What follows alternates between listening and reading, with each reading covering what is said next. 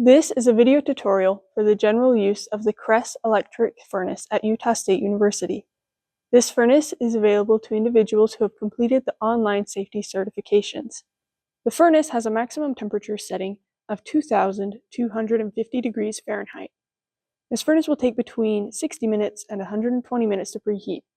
Plan your experiment so you have sufficient time to preheat the furnace and test your samples. Once samples are removed from the furnace, they will need to be quenched. MAE LabWorks has two places where you can quench your samples. The first is a sink filled with 2 to 3 inches of water. The second is the Jomini, which cools samples on a gradient. For help using the Jomini, please reach out to a student lab tutor.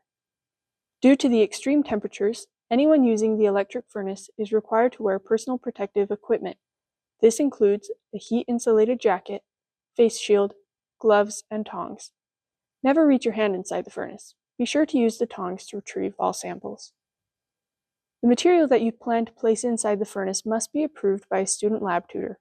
Some materials, like those with oil, wax, or paint, are not allowed in the furnace, while other materials, like tin and zinc, are allowed in the furnace, but only at lower temperatures.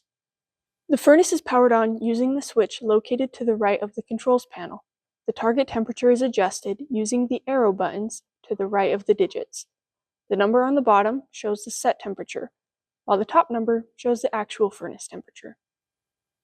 After you have put on the personal protective equipment, open the furnace door and place your sample inside using the tongs.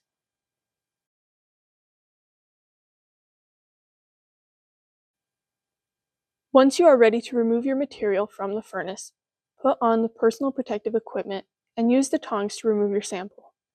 Place your sample in the water to quench. If you have any questions on the operation of the electric furnace or what materials can be placed in the furnace, please reach out to a student lab tutor for more help.